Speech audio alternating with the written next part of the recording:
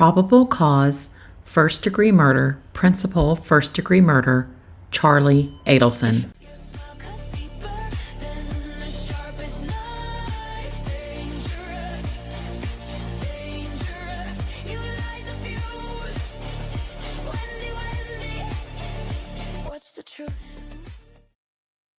This affidavit sets forth probable cause to believe that Sigfredo Garcia and Luis Rivera murdered Florida State University, FSU, law school professor Daniel Markel in violation of Florida statutes, murder per chapter 782.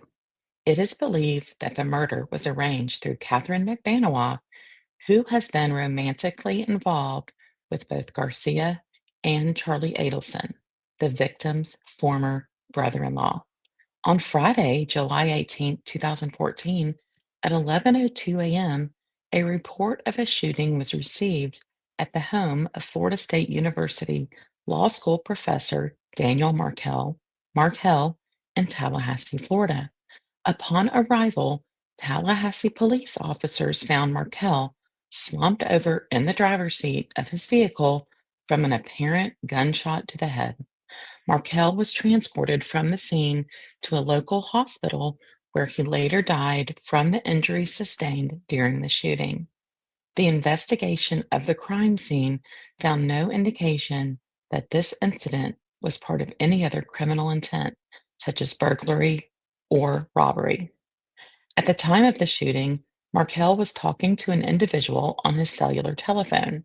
That person stated Markel interrupted their conversation, saying someone he did not recognize was in his driveway. The person on the telephone with Markel then heard what sounded like a loud grunt. He heard a muffled conversation in the background, but could not make out the words being spoken. He then heard labored breathing, but could not get Markel to respond. Initial investigation at the scene revealed that a neighbor heard what he believed to be a gunshot and looked out the window where a small silver light-colored vehicle resembling a Prius was observed backing out of the victim's driveway. As will be explained later in the probable cause affidavit, a Prius matching this description was also observed following Markel the day of the murder, including following him into his neighborhood immediately prior to the homicide. Investigators developed information that around the time of the murder, Catherine McBanawa, known as McBanawa, was involved in a personal relationship with Charlie Adelson, the victim's former brother-in-law. McBanawa's cellular telephone was 786-564-1312. Call records show McBanawa as one of Charlie's top contacts. Investigators further believe McBanawa enlisted the father of her two children, Sigfredo Garcia, and his close associate, Luis Rivera, to carry out this murder, and they all were compensated for their actions. McBanawa is the only tie between Markel and the shooters, Garcia and Rivera. Further, McBanawa's only tie to Daniel Markel is Charlie Adelson.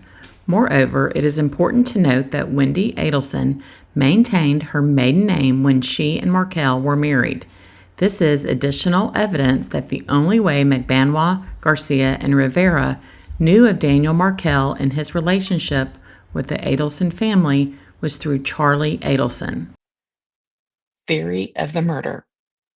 It is investigators' belief that after her divorce from Markel, Wendy Adelson and her parents, Harvey and Donna Adelson, as well as her brother Charlie, were determined to relocate Wendy and the two children to South Florida, where the Adelsons reside. After exhausting all efforts to force or compel Markel into agreeing to allow his ex-wife and children to relocate to South Florida, the subject family members previously identified realized any hope of a legal remedy in their favor was futile. Investigators obtained information that Markel and Wendy had gone through a bitter divorce. Wendy filed for divorce on September 10th, 2012, when Markel was out of town. The divorce was later finalized by a marital settlement agreement, MSA, on July 31st, 2013. However, after filing for divorce and prior to the finalization, Wendy relocated with their two children to her parents' home in Coral Springs, Broward County, Florida. Markel objected, and on June 20th, 2013, Leon County Circuit Judge Hobbs formally denied with prejudice Wendy's motion for relocation with the children. After the court's denial, investigation revealed that Wendy's parents, especially her mother, Donna Adelson, Donna, reportedly tried to convince Wendy to coerce Markel into allowing the relocation to South Florida. Donna suggested the family offer Markel $1 million to allow the children to relocate to South Florida. Donna and her husband would contribute one third, Wendy one third, and Charlie Adelson would contribute one third. Donna also suggested that Wendy lie to Markel and tell him that children were going to be converted to Catholicism. The Adelsons knew that Markel and his family were very strict in the Jewish faith, and they believed that any suggestion that his children would be baptized and raised Catholic would convince him to allow the children's relocation. This latter suggestion was in spite of the fact that the Adelsons are also Jewish. When Wendy refused these tactics, Donna was extremely upset. Prior to Markel's murder, he had filed a motion alleging Wendy had failed to disclose all of her financial assets and a motion to require supervised visitation for Donna. Markel alleged the children had disclosed that Grandma Donna had said Markel was, quote, stupid and, quote, she hates you. The children further said that Grandma hated Markel because he was, quote, taking her sunshines away from her. The motions were scheduled for May 15th, 2014. However, attorneys for both sides had to withdraw due to conflicts. New counsel was retained, but a new court date was unable to be scheduled before Markel's murder.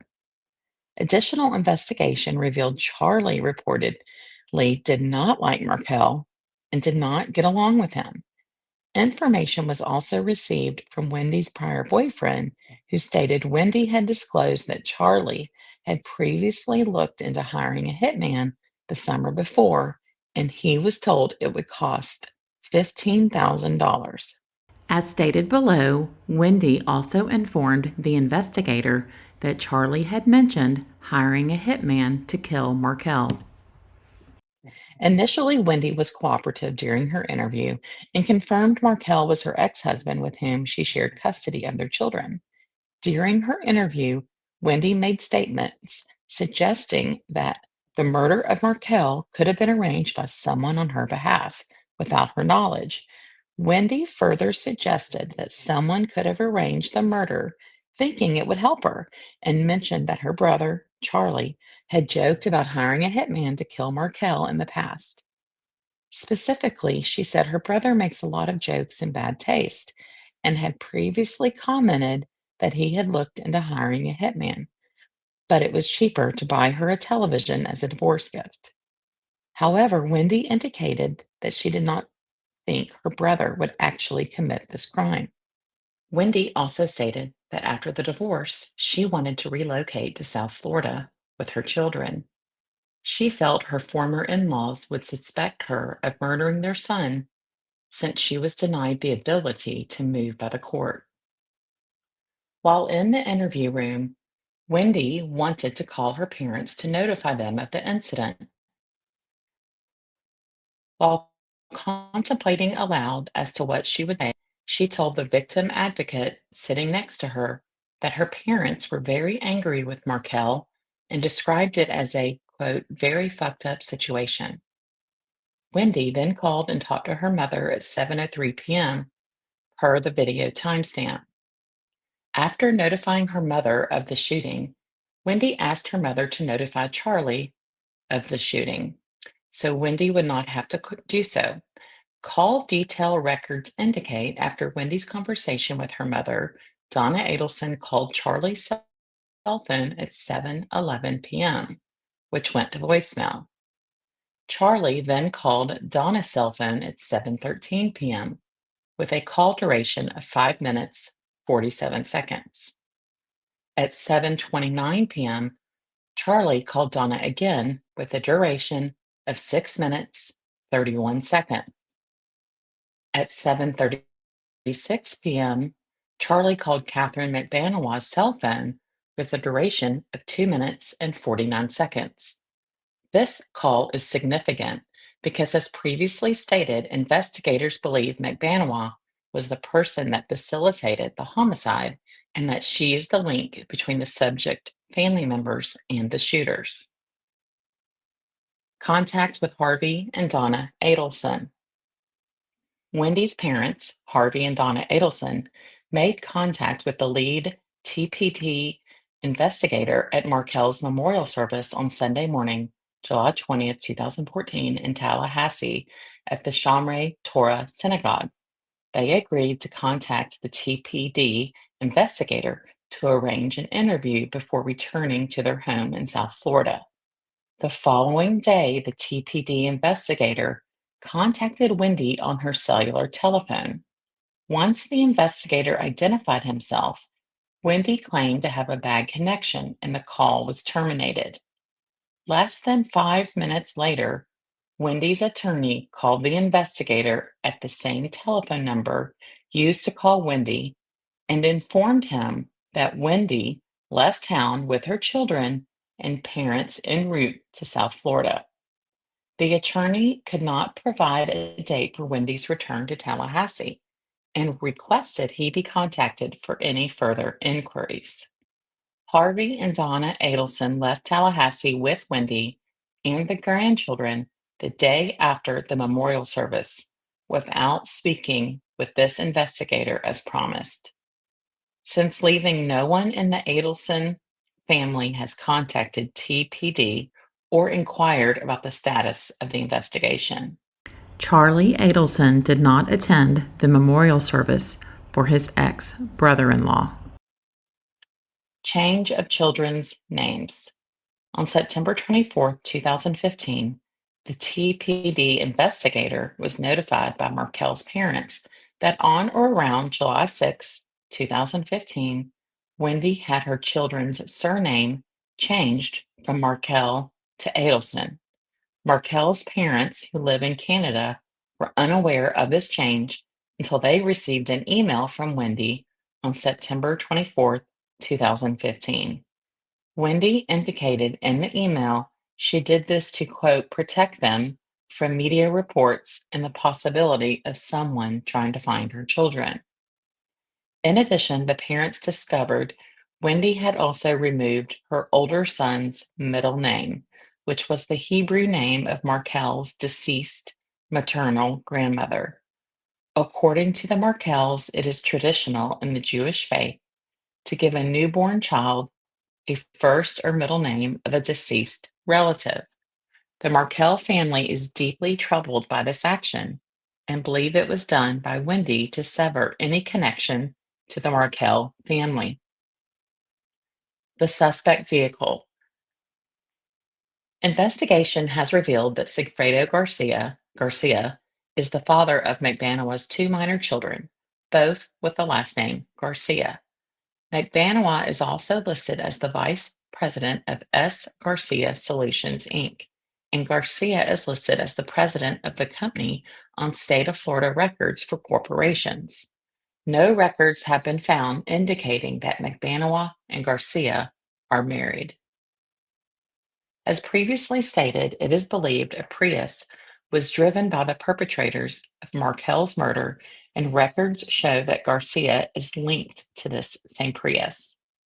Investigation has revealed that Markel left his home the morning of July 18, 2014, and drove his two young children to their daycare facility on the west side of Tallahassee, approximately 5 miles away, dropping them off at 8:50 a.m. Markel then drove to Premier Health and Fitness Center, known as Premier. At approximately 9:12 a.m., Markel arrived at Premier, where surveillance video shows a silver or light green Toyota Prius enter the parking lot after Markel parked his car. After Markel went into the health club, the video captured the Prius in the parking lot, where the driver moved the vehicle to different parking positions while Markel was in the building. Video also shows that no individuals ever exited the Prius. Markel left Premier at approximately 10:38 a.m. and drove off in his vehicle toward Thomasville Road. The video shows the Prius exiting the parking lot and following the direction of Markel's car. Additional surveillance video discovered for the day of the homicide shows what appears to be the same Prius before and after the homicide was committed, including following Markel into Markel's neighborhood immediately prior to the shooting. After analyzing all of the surveillance videos, investigators believe the suspect vehicle to be a 2006 to 2009 Toyota Prius with silver pine mica paint, which appears to be a light green silver color. The Prius appears to have tinted windows, a sun pass transponder on the top center of the windshield, a missing tow hook cover on the front bumper, and a black passenger side mirror casing. Investigators analyzed the timestamps from the videos when the Toyota Prius was observed, which confirmed that the Prius had the opportunity to be present at the crime scene when the murder was committed. Additional surveillance video was obtained through other sources along Markel's route the morning of July 18, 2014, which also shows a similar vehicle trailing Markel's car. Investigators believe the suspects in the Prius followed the victim throughout the morning and back to his residence, where the victim was shot in the head as he sat in his car. As previously stated, at the time of the homicide, Markel's neighbor heard what he believed to be a gunshot and looked out the window, where he saw a small silver or light colored vehicle resembling a Prius backing out of the victim's driveway. A subpoena was sent to the Florida Department of Transportation, FDOT, for some past toll records on Alligator Alley, I-75 west of Fort Lauderdale on July 16 and 18, 2014. Only one account listing a Prius as a customer vehicle had SunPass transponder activity at the Alligator Alley toll booths on those two dates at the times consistent with when cell site data shows the subject's handsets traversing those toll plazas.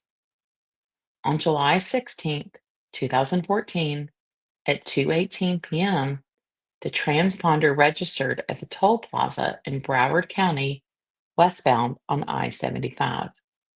On July 18th, 2014, at 5:23 p.m., the transponder registered at the eastbound toll facility of I-75 in Collier County near Naples, Florida. The transponder of interest in this case is number 11525-706-0110 per FDOT records. FDOT shows the subscriber for the SunPass account using the above transponder is a rental company in North Miami, Florida. The company has Toyota Prius vehicles listed on their SunPass account. FDOT does not have a record of which transponder is assigned to a specific customer's vehicle. FDOT records only show that a transponder is assigned to a customer, and the customer can voluntarily provide vehicle information on all vehicles using that transponder. In this case, the rental car company purchased a large quantity of transponders. All are the adhesive type that sticks to the windshield, which is not transferred from car to car. The rental car company was contacted by law enforcement on September 17, 2015. They provided several rental contracts for Prius that were rented.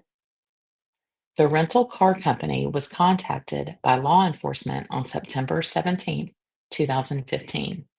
They provided several rental contracts for Priuses that were rented around the time of the homicide, including a copy of the rental contract for a 2008 Toyota Prius on July 15, 2014, 3 days before the homicide. The customer is listed as Luis Rivera with a contact number of 305-50-8153. A second telephone number was also written on the rental contract, 786-372-5986, Garcia's phone with the word in quotes, brother, written beside the number. The rental contract indicates the Prius was checked out at 6:15 p.m. on July 15, 2014, and rented to Rivera through July 21st, 2014, 3 days after the homicide. This vehicle has since been sold by the rental car company. It has been located, identified by its registration, photographed, and searched by law enforcement. Since the homicide, the vehicle has been repainted and sold twice. No evidence of the crime was discovered within the vehicle. Investigation also revealed the Prius rented by Luis Rivera on July 15, 2014, contained a GPS device installed by the owner to assist with theft or non-return. The device reports its location every 25 hours automatically.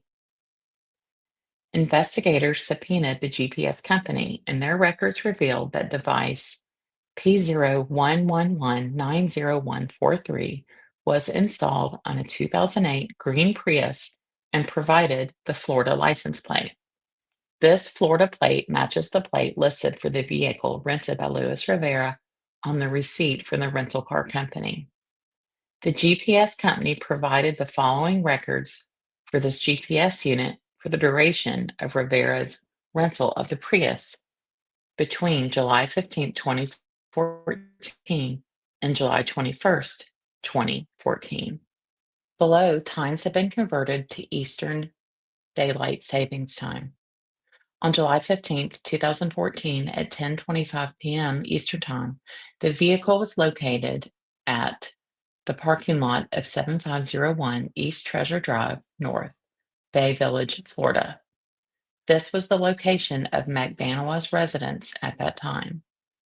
On July 16, 2014 at 11:26 p.m. Eastern Time, the vehicle was located at I-10 near Osceola, Florida, Jefferson County.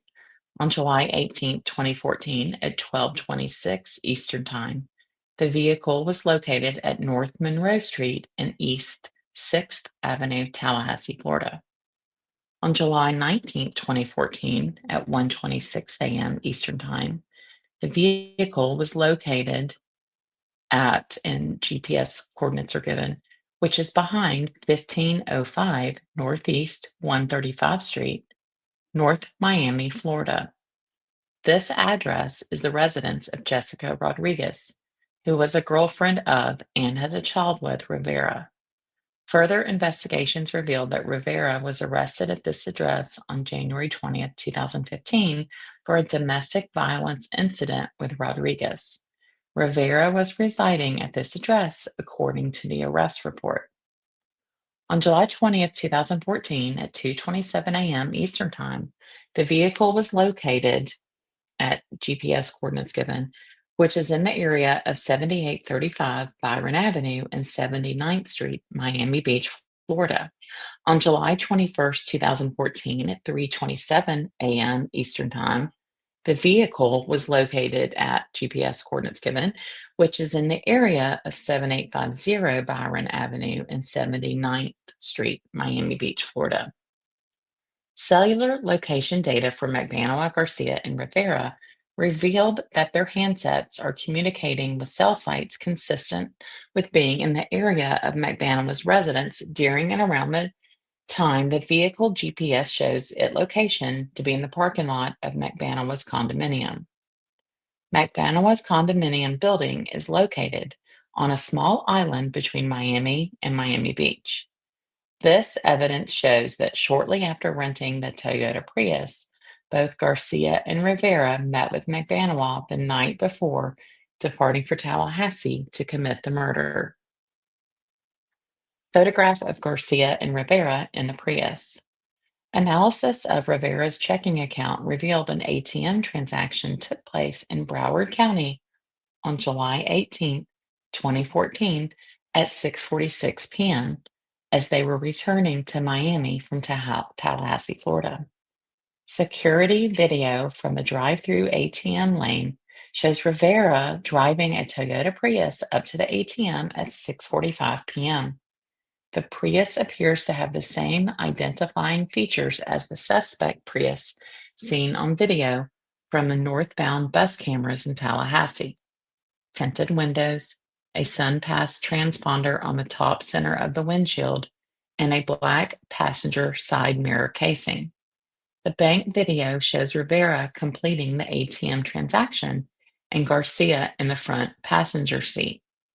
As the Toyota Prius exits the ATM area at 6:47 p.m., a Florida license plate can be seen on the rear of the car. The tag characters appear to match those of the car rental contract. Cellular site data is consistent with this stop at the ATM location prior to Garcia and Rivera arriving back in North Miami. Connection to McBanawa, Garcia, Rivera, Adelson's. Cellular records show numerous contacts between Catherine McBanawa and both Charlie Adelson and Sigfredo Garcia. On one occasion, telephone records show contact between both Garcia's and McBanawa's telephones and a cellular telephone registered to Harvey Adelson, Charlie and Wendy's father.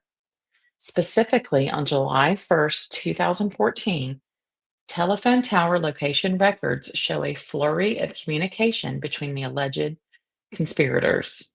On that date, Charlie's and McBanawa's cellular telephones were in the vicinity of Charlie's residence between 10:04 a.m. and 1:20 p.m., possibly indicating they were together. At approximately 11:47 a.m., McBanawa's telephone began attempting to contact Garcia's telephone. Over the next 5.5 hours, McBanawa attempted to contact Garcia approximately 48 times. At 5:05 p.m., McBanawa made contact with Garcia, and they appeared to have a conversation lasting 6 minutes and 22 seconds. Approximately 9 minutes later, at 5:20 p.m., Garcia's telephone number 786-372-5986 attempted to contact Harvey's cellular telephone 954-980-9032. The cellular records indicate this call went to voicemail. There is no known reason for Garcia to call Harvey Adelson. Over the next 2 hours, there are several more contacts between the suspected conspirators. McBanawa's telephone attempted to contact or did contact Garcia's telephone over 30 times. Then McBanawa's telephone called Harvey's telephone at 7:43 p.m., which also appeared to go to voicemail. At 7:44 p.m., McBanawa's telephone contacted Garcia's telephone with a call duration of 4 minutes and 33 seconds. At 8:29 p.m., McBanawa's and Charlie's telephones had contact for approximately 3 minutes. Immediately following this call at 8:33 p.m., McBanawa's telephone again contacted Garcia's telephone. At 9:07 p.m., McBanawa's and Charlie's telephones had contact for over 36 minutes. And at 9:44 p.m., they again had contact for over 13 minutes. At 9:58 p.m., Charlie's telephone attempted to contact Harvey, which appeared to go to voicemail. Throughout the remainder of the evening and night, there were numerous other contacts between McBanawa's telephone and Garcia's telephone, as well as McBanowa's telephone and Charlie's telephone, with all the calls ending just after midnight. At 12:43 a.m. on July 2nd, 2014, Charlie's telephone contacted Harvey's telephone with a duration of 11 minutes and 42 seconds.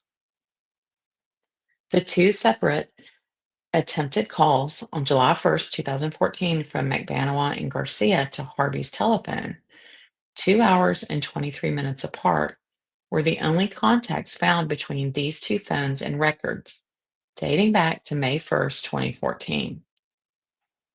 Cellular telephone analysis conducted during this investigation has revealed that on July 18th, 2014, the day of the homicide, at approximately 9:36 a.m., cellular telephone number 786-372-5986 was in the vicinity of Premier in Tallahassee, where the victim was last seen alive.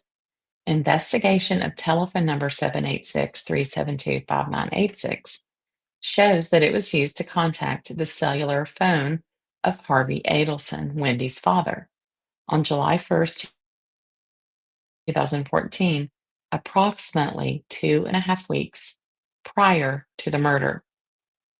Investigation of telephone number 786-372-5986 revealed that it was being used by Garcia prior to the murder and had been in contact with McBanowa's telephone number 786-564-1312 approximately 2,700 times between May 1st, 2014 and July 19th, 2014, when Garcia's cellular phone ceased activity.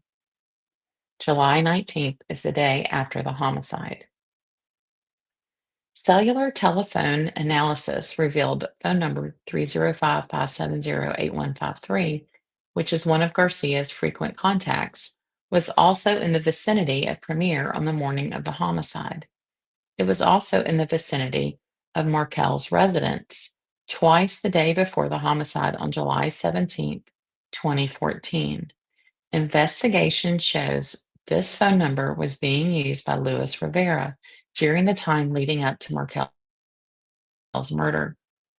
Analysis of cellular telephone call detail records revealed that on numerous occasions during the weeks leading up to Markel's murder, McBanowa would have telephonic contact with Charlie Adelson, followed by telephonic contact with Charlie and Donna Adelson, coinciding with McBanowa having contact with Sigfredo Garcia. Investigators believe this pattern is consistent with McBanowa being the conduit during the planning of Markel's murder. In addition, the following events illustrate that the subjects of this investigation were in communication with each other around the time of the homicide. The following contacts took place the morning of July 18th, 2014. 12 to 12:23 a.m., Rivera's and Garcia's handsets communicated with cell sites in the area of Roadway Inn on North Monroe Street. 12:01 a.m., McBanowa contacts Garcia, over 1 minute. 12:07 a.m., Charlie Adelson contacts McBanowa, over 7 minutes. 12:26 a.m., GPS shows Toyota Prius at North Monroe Street and East 6th Avenue in Tallahassee, Florida. 12:34 a.m., McBanowa contacts Charlie Adelson, less than 1 minute. 1:02 a.m., Charlie Adelson contacts Donna Adelson. 1:03 a.m., Charlie Adelson contacts McBanowa, 20 minutes. 2:21, 3:10, 6:45, and 8:03 a.m., Rivera's handset communicated with cell sites in the area of Roadway Inn on North Monroe Street. 8:09 a.m., Donna Adelson contacts Wendy Adelson, 35 seconds. 8:50 a.m., Daniel Markel drops his children off at Creative Preschool at 2746 West Tharp Street, Tallahassee, Florida. 9:02 a.m., Daniel Markel contacts Wendy Adelson, 1 minute.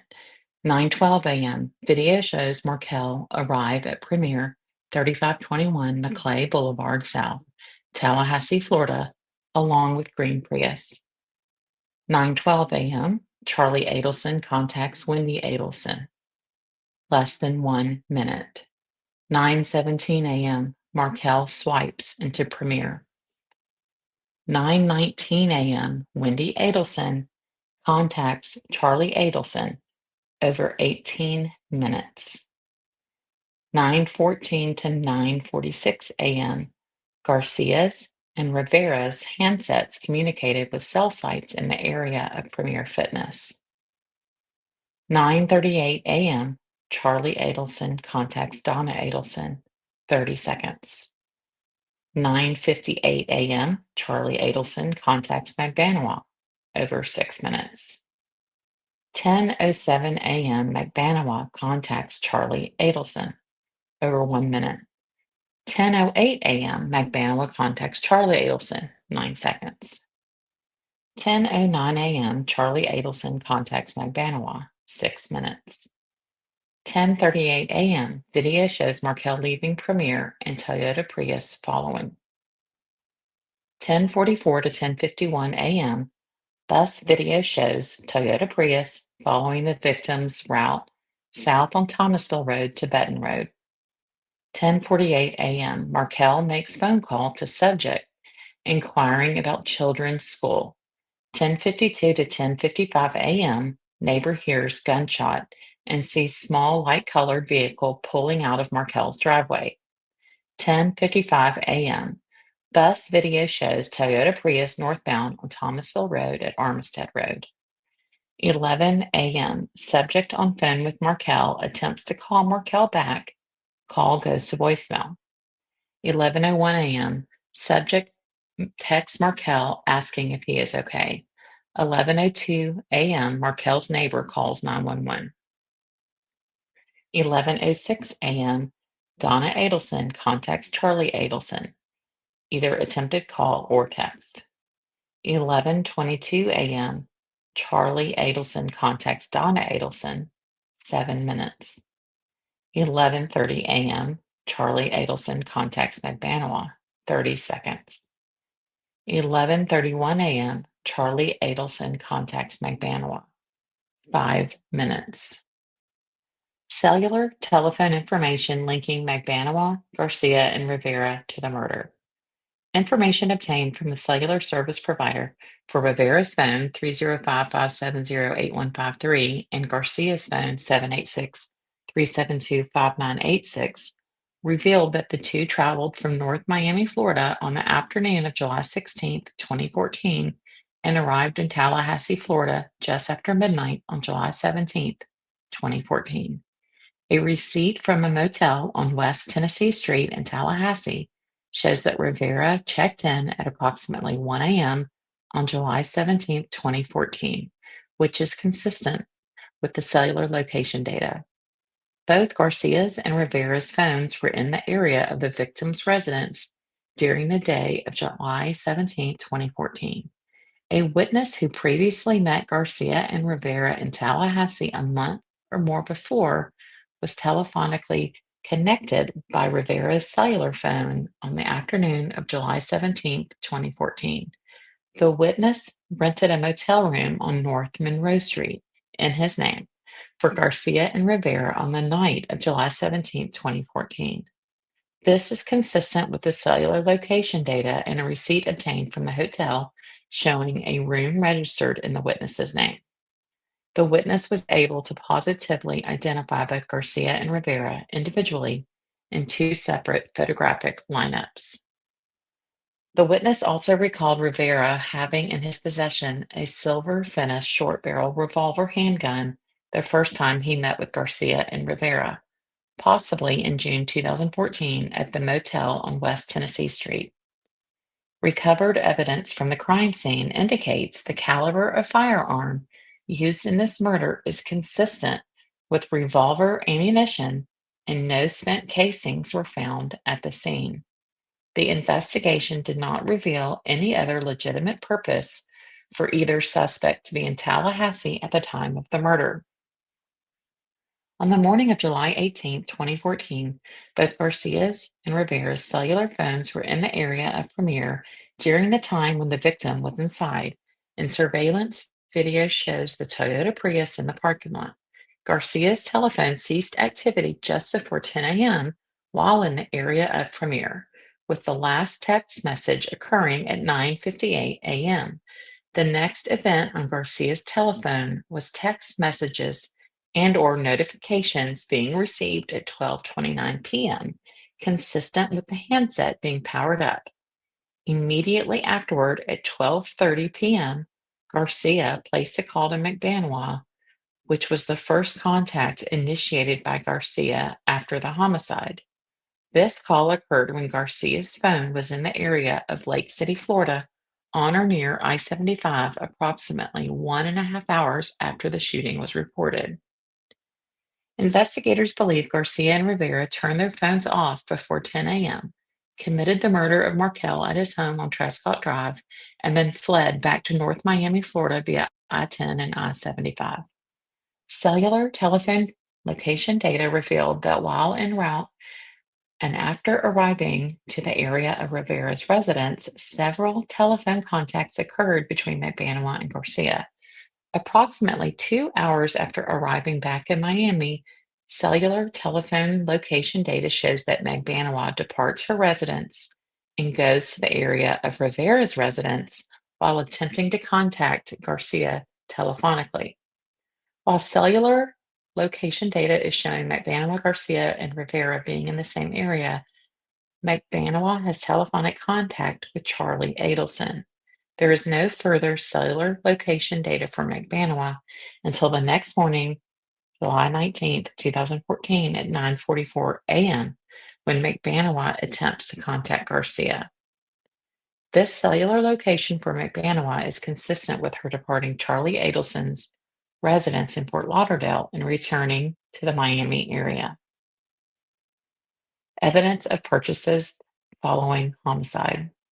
The investigation has revealed that following Markel's homicide on July 18, 2014, Garcia and Rivera acquired several vehicles. State of Florida motor vehicle records indicate Garcia got a 1984 blue Chevrolet Monte Carlo on July 26, 2014, and a 2000 Nissan Maxima on August 6, 2014, and a black and yellow 1997 Honda motorcycle on August 22nd, 2014. Garcia posted photos of the blue Monte Carlo and the black and yellow motorcycle on his Facebook page. Rivera also acquired a 2003 Suzuki motorcycle on July 28, 2014. A photograph of Garcia and Rivera sitting together on their motorcycles was posted on Garcia's Facebook page in December of 2014. McBanois' finances. Investigation indicates that prior to the homicide, McBanois was employed at a Miami area dental office. Investigation revealed that after the homicide occurred in July 2014, McBanois started receiving paychecks from the Adelson Institute for Aesthetics and Implant Dentistry, which were handwritten and signed by Donna Adelson. These paychecks started in September 2014 and were consistently in the amount of $407.58. The memo section of each check indicated it was for a period of 10 days, usually preceding the date of the check. The checks continued at least through January 2016. On at least two different occasions, McBanois received paychecks in advance of the time period indicated on the check. The checks appear to have been written at the same time, either using the same date or in check number sequence, with the memo covering a 10-day period past the date of the check. Investigation of McBanois' bank accounts revealed a significant increase in cash deposits after Markel's murder. In the 12 months leading up to the homicide, McBanois made cash payments totaling approximately $15,000, with approximately $10,000 of that deposited in the last 4 months. In the 12 months following the murder, McBanois made cash deposits totaling approximately $44,000. These numerous deposits were conducted mostly through ATMs in increments of $300 to $2,000. Since the homicide through November 2015, the total amount of cash that investigators have been able to identify deposited into McBanawa's accounts is over $56,000. This amount is over and above the paychecks she had received. Further analysis of McBanawa's bank accounts since the homicide revealed that the large majority of credits were cash deposits. The other large credits to her accounts were the Adelson Institute paychecks, totaling less than $13,000 for 2015, a federal tax refund deposit in March 2015 for $7,532, and paychecks from her employer with a total amount in 2015 of approximately $4,500. Investigation shows that McBanawa began working for that employer in Fort Lauderdale in the third quarter of 2015. Surveillance information shows that McBanawa and Garcia currently reside together in a townhouse with their two minor children in North Miami, Florida, paying monthly rent of $1,500 plus utilities. Their typical pattern of behavior during the week is that Garcia takes the children to school or daycare, then goes to a job during the day. According to cellular location data, McBanawa leaves the home after Garcia, goes to the area of Broward Dermatology in Fort Lauderdale, then returns home in the evening. Investigators believe McBanawa legitimately worked at this location and was typically there during normal business hours. Cellular telephone location records do not show that McBanawa going to the Adelson Institute for Aesthetic and Implant Dentistry in Tamarack, Broward County. Surveillance revealed that in early March 2016, McBanawa stopped going to her employment in Fort Lauderdale and remained at her residence during the weekdays. Investigators believe she's no longer employed at that business, but obtained new part-time employment in mid-April 2016 at a real estate office in Sunny Isles, Florida. Surveillance has also revealed that McBanawa has only gone to the Adelson Institute one time. Investigators have also learned that McBanawa has been in possession of and operating a 2001 Lexus LS 430 sedan automobile, which was registered to Harvey Adelson and previously used by Charlie Adelson. McBanawa started using the Lexus as early as September 2015. On January 23, 2016, the title for this car was transferred to McBanawa and a new license plate was obtained in McBanawa's name. Motor vehicle records indicate the vehicle was sold to McBanawa for the price of $1,700. None of McBanawa's bank records show a withdrawal for $1,700. Research of auto value websites indicate the minimum retail value of this vehicle is $6,000. In addition, examination of McBanawa's Facebook profile before and after the homicide show images of McBanawa with obvious breast enhancements following the murder. Through analysis of McBanawa's bank accounts and other investigative techniques, it appears that the majority of her income does not come from legitimate employment. Yet McBanawa received a federal tax refund of $7,532 in 2015. Investigators believe that McBanawa is supported financially by Charlie Adelson and has received numerous benefits from the Adelsons since Markel's murder. Additionally, after Markel's murder, Rivera was incarcerated on an unrelated charge. While incarcerated, he made a telephone call indicating to the person on the line that McBanawa had all the money and that she needed to be nice to him, Rivera, and give him bail money. Evidence shows Charlie Adelson is at least part owner of the Adelson Institute for Aesthetics and Implant Dentistry. Investigation has revealed Charlie also owns various real estate properties and has several financial investments. He also owns a Ferrari. It is clear that Charlie Adelson has the financial means to have provided and to continue to provide an ongoing compensation to the individuals involved. electronic surveillance. During the course of the investigation, it was decided to use an undercover agent to make contact with Donna Adelson in reference to Markel's murder. The undercover agent provided a press release of Markel's murder, asked for $5,000, and provided a phone number at which he could be contacted. As a result of this contact, conversations were intercepted. Call 1380. Donna Adelson called to Charlie Adelson, asking him to meet her about some paperwork that was hand-delivered to her outside her condominium. The Icon on South Beach was intercepted. During this conversation, when Charlie inquired whether it involved him or others, Donna responded in a whisper, "Well, probably both of us." When Charlie asked her to repeat herself, she stated, "Probably the two of us," and "You probably have a general idea of what I'm talking about." When Charlie inquired further, Donna said this was not something she wants to discuss over the phone. Call 1382. Donna and Charlie discussed meeting and whether or not Charlie needed to bring cash. Charlie inquired whether or not a threat was involved and whether the police should be contacted. Donna responded that this time she did not believe that was a good idea. Call 1386. Charlie Adelson called and immediately told his mother, Donna Adelson, "Don't talk about things in the apartment or any place." He then asked if the person was black, white, or Hispanic, to which Donna said he was white. Charlie said it sounds like something that needs the police.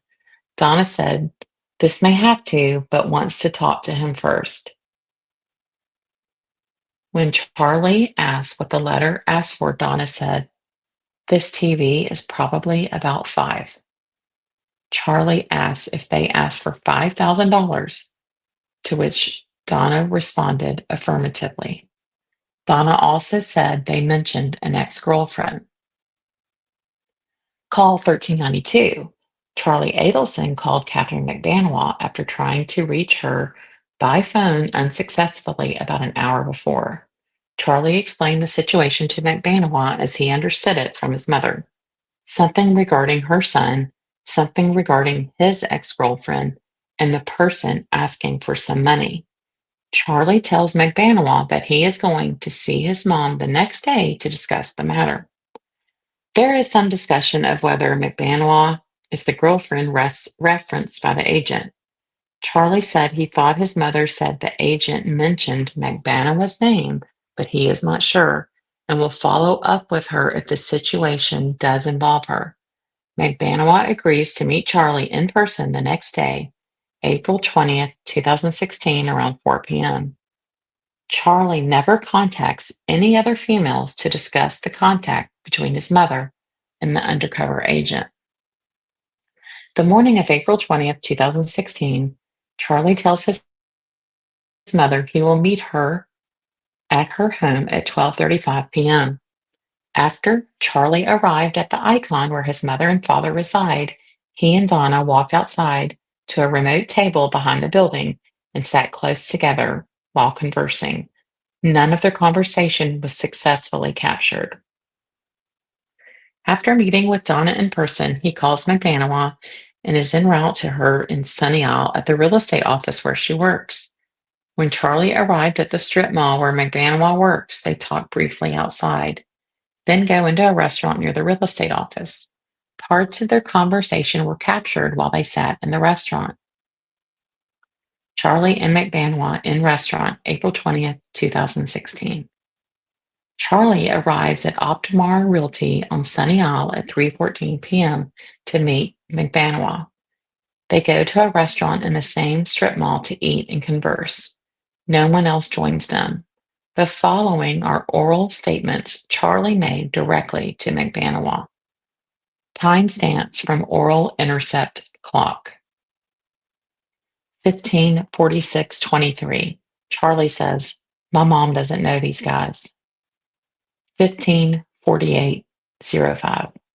Charlie says, "Paying someone off is not an admission of guilt." 16:11.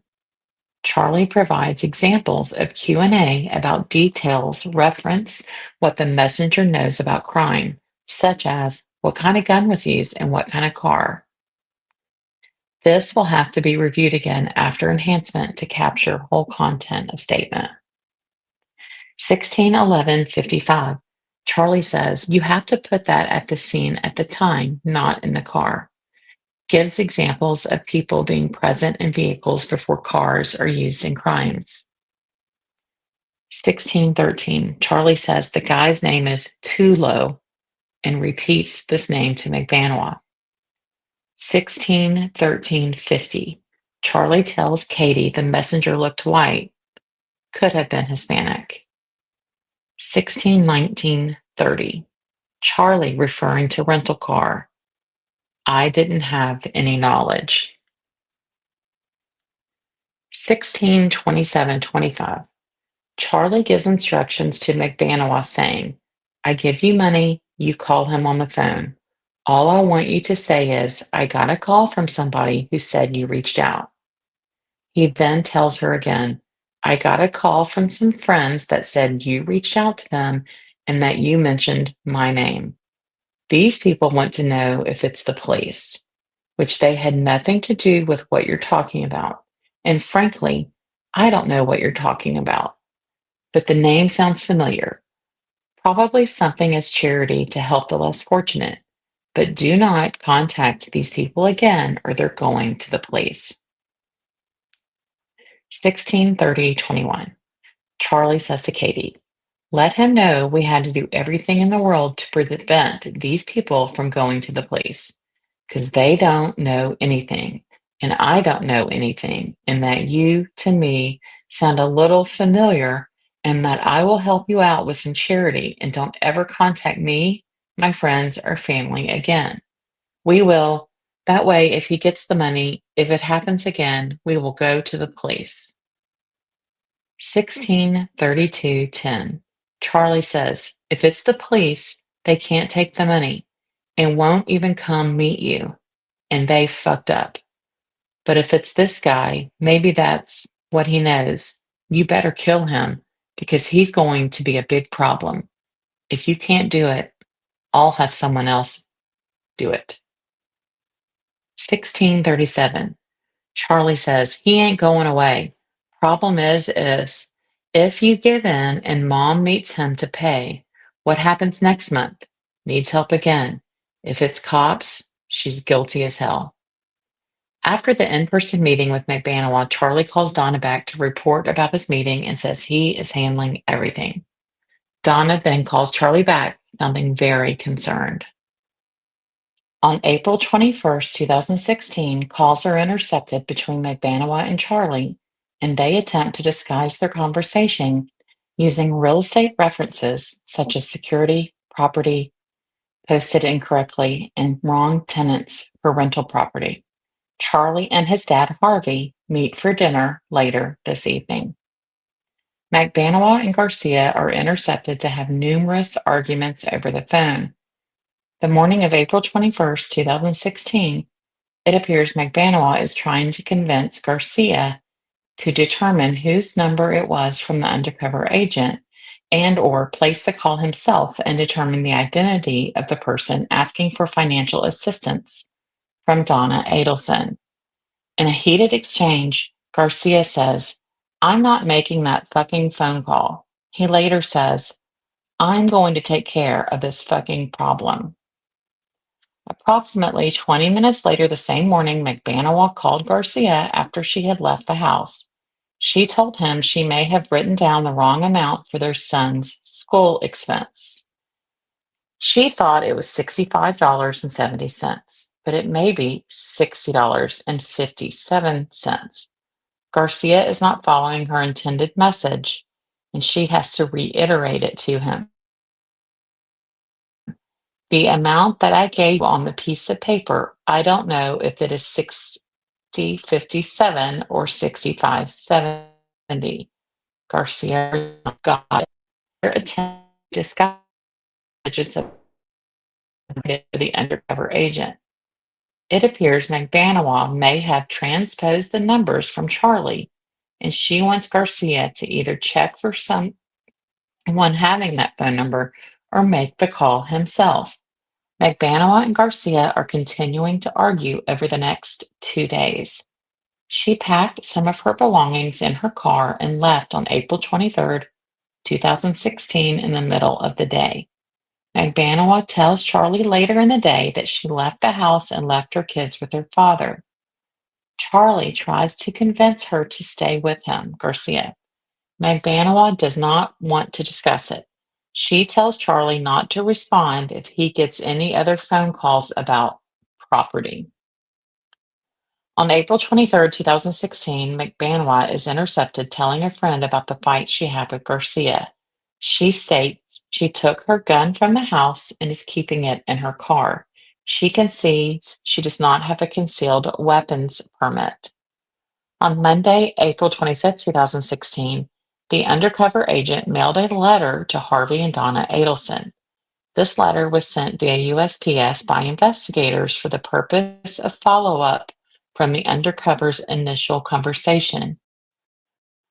Calls intercepted indicate Donna has shared the information with Charlie, who in turn has forwarded it to McBanawa. McBanawa has again asked Garcia to either determine who the phone number belongs to or call the phone number. McBanawa reported to Charlie the phone is either out of service or not a good number. It appears Garcia lied to McBanawa about making the call or has not called the correct phone number. The agent's phone has not been called and is working properly after conducting tests to verify. Later the same date, Charlie called McBanawa and asked if she was on her way. It appears Charlie and McBanawa have been communicating through a different source to schedule a meeting. Charlie directs her to Harvey and Donna's building to meet with them.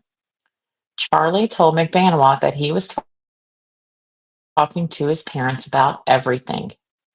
Charlie continues to try and convince her to meet at Donna and Harvey's building, but eventually gives in and agrees to meet with her at another location.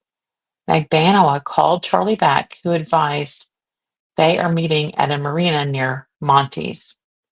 On April 26, 2016, Charlie calls Donna and they discuss the conversation that occurred the night prior. Donna says she feels better after their conversation. Donna asks Charlie to let her know once things are taken care of. He further states that if you don't know who the person is, it's a much bigger problem. Charlie said if you know who it is, it's very, very easy. Charlie tells Donna to stop getting worked up about things. Charlie assures Donna there is nothing she needs to worry about and that it is being looked into. On April 29, 2016 at 3:03 p.m., call number 2389, Charlie tells McBanawa he bought her husband, Garcia, a GoPro for his birthday. Charlie does not know Garcia's name, but he's buying an expensive gift for him. McBanawa says Charlie should have given the Ferrari he owns as a present.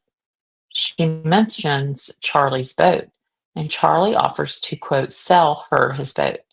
This refers to a previous conversation, call number 899, on April 15th, when Charlie offers to transfer the title of his 18-foot bay boat with a 115 horsepower Yamaha motor to her name.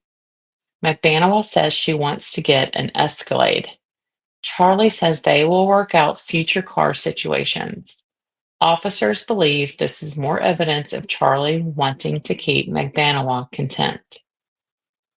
On May 4th, 2016, at approximately 2:09 a.m., a text message was sent to Donna's cell phone from the undercover agent. Later in the day, Charlie asks Donna if she is okay, and Donna advises she will talk to Charlie about it on Sunday. Charlie wants to talk to Donna before Sunday, and they agree to Charlie coming over by around 11:30 a.m. the following day, May 5th, 2016. While driving to meet with Donna, Charlie calls McBanawa advising there has been a new problem, and he made to meet with her later in the day. On May 5th, 2016, Charlie arrives at the icon and they agree to meet at the pool area to discuss the text message.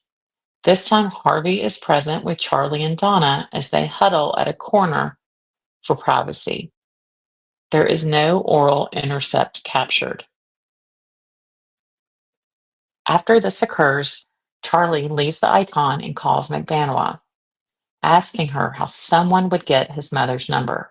McBanois tells Charlie it's possible to locate the phone number online. Charlie talks about specific phrases sent via the text message. Charlie then calls Donna and they discuss paying the $5,000. Charlie advised the sooner they pay the money, the better. They discuss being nice but firm when the money is paid. This is only a one-time payment.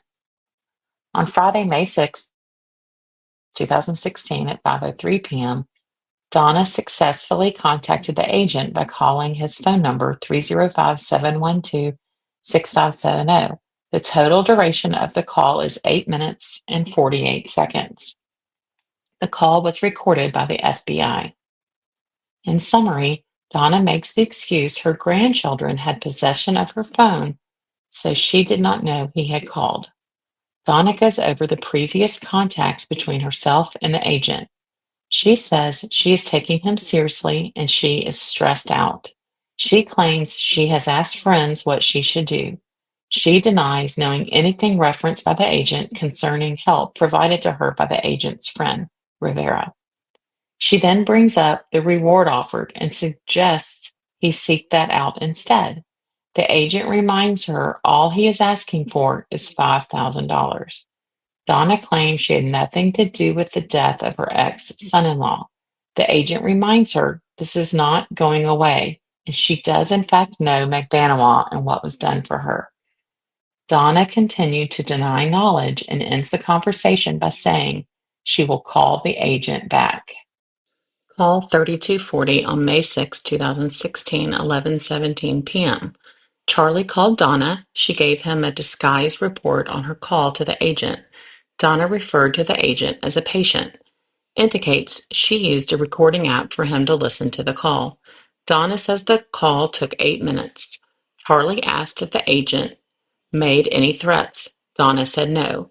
Charlie said that was very interesting. They agreed to meet the following day. Call number 3290, May 7th, 2016 at 5:07 p.m. Charlie tells McBanois about a new CD he wants her to listen to, indicating he has a recording of the call between Donna and the agent. Charlie uses the reference pot belly pigs, police, to which McBanois responds, "That's not good." Call number 2648, May 13th, 2016, 3:55 p.m. McBanois complains about her car, the Lexus, originally owned by Harvey Adelson. Charlie offers his newly acquired Range Rover, titled in Harvey Adelson's name, for her to use. Call number 2653, May 13, 2016 at 4:06 p.m.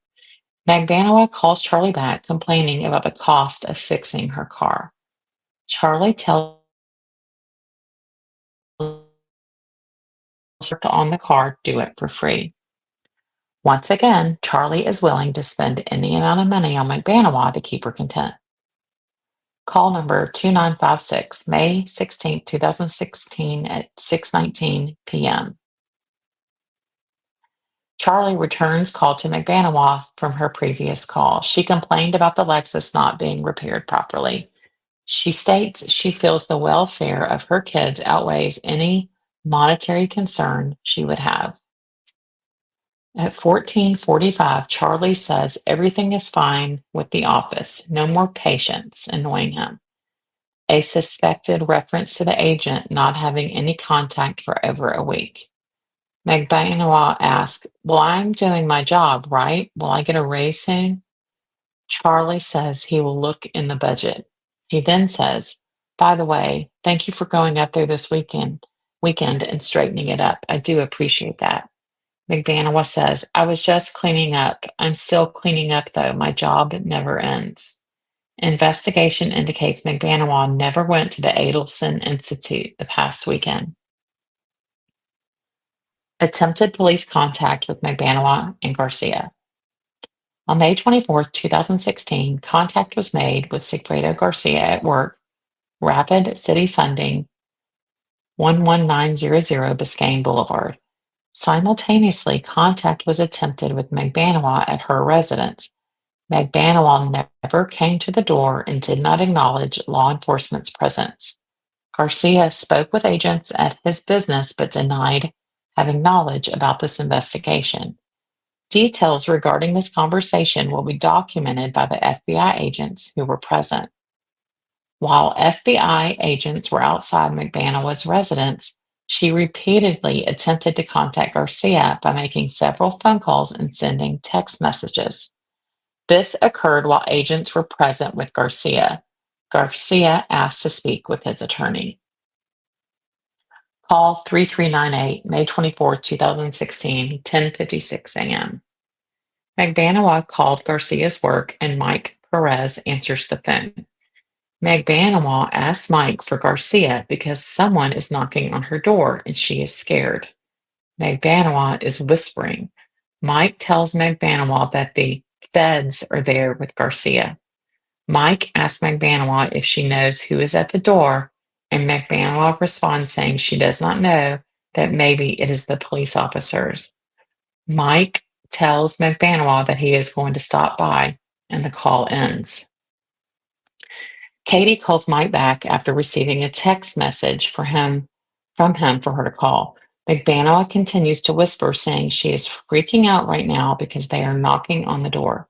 Mike tells McBanawa that he is on his way to drive by her house. McBanawa tells Mike she does not want them to know she is home. Mike tells McBanawa that a male and female FBI agent came by the office and is currently speaking with Garcia. McBanawa tells Mike the agents are in a white truck with black windows. Mike tells McBanawa that vehicle is the undercover car he recognizes from the neighborhood. Mike said he is going to drive around the front and back of her house. Call 3407, May 24th, 2016, 11:09 a.m. Katie calls Mike back after receiving another text message for her to call him. Mike tells McBanawa that it's the feds outside her house. He said they are parked 3 houses down on the same street. Mike told her the driver of the car is not inside. McBanawa asks if they are going to come, and he responds saying they cannot without a warrant. McBanawa says the agents had something in their hand. Mike told McBanawa he does not think they are going to bust down her door with only 2 guys. Mike told McBanawa that he was headed back to the office to check on Garcia. McBanawa said she does not know what is going on. Mike then tells McBanawa that he is pretty sure that it has something to do with Tato, Rivera, and all of them. McBanawa said she does not know what to think and she does not want someone coming to her. Mike tells McBanawa to lay low and make them think no one is home. Call number 3408, May 24th, 2016 at 11:17 a.m. Garcia called McBanawa and tells her special agents came to talk to him. McBanawa asked Garcia what is going on and asked what they wanted to talk to him about.